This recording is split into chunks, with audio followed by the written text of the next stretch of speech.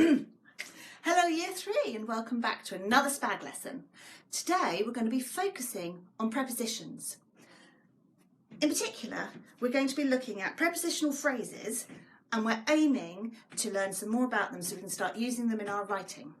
First of all, what is a preposition? Now, the clue is in the word. So, preposition has the word position in it. So the word tells us where something is. It might be where something is in space, in a place, or where something is in time. So here are some examples I've got behind me. So, above, below, around, near, far, across, inside, outside, behind, between, in front, over, up in the window is the penguin, under, down, all place prepositions. Here are some time prepositions. We have soon, after, later, meanwhile, eventually, before. All prepositions that tell us when something happens.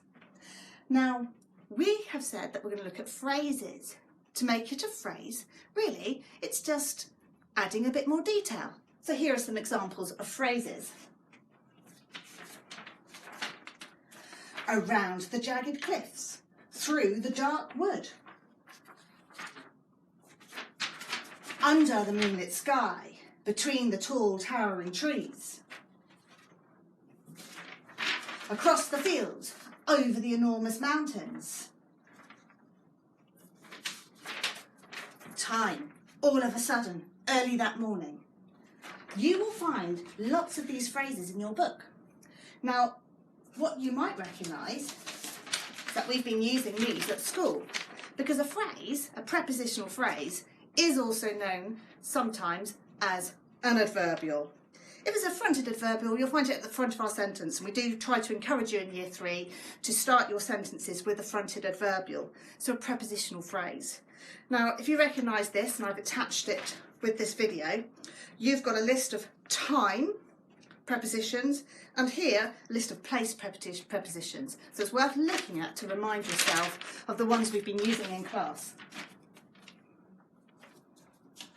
Now, what's the difference between a phrase and a clause? I'm asking you that because the task I'm going to set you, you may not just find phrases, but also clauses. So, thank you, Rabbit. We're going to look at phrase and clauses. So, if it's a phrase, okay, it's just like we've looked at here. It gives you some extra information. But be careful, because sometimes you might find a clause, and I'm not going to worry if you find clauses in your investigation. Please collect prepositional clauses as well. The only difference is a clause will have a verb in it as well. Let's take a closer look.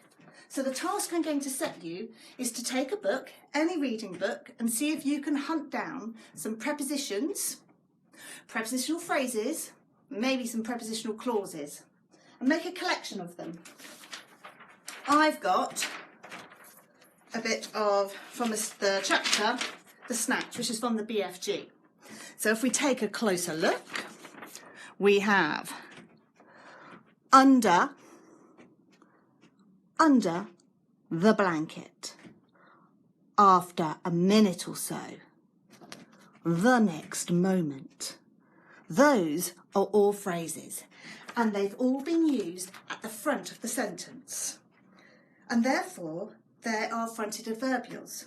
And these prepositional phrases are all followed with a comma. That's something else that we've been trying to do in Year 3. Now, here we can also find a prepositional clause. So if you're skimming your text and you find another preposition, so for example, Sophie crouching underneath the blanket. Okay, so underneath the blanket there we've got our preposition underneath, but we've got a verb, crouching underneath the blanket. So this is actually a clause in the sentence. It's still the chunk of a sentence. A phrase and a clause are chunks of a sentence. But a phrase doesn't tend to have a verb in it. Doesn't have a verb in it. You can look for any parts of a sentence, whether it's a phrase or a chunk, or just the words on their own, look for the prepositions. Look for preposition of place, look for preposition of time.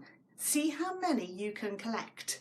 And then tomorrow we're going to see whether we can put our words and phrases that we found into some writing. Good luck! See you next time.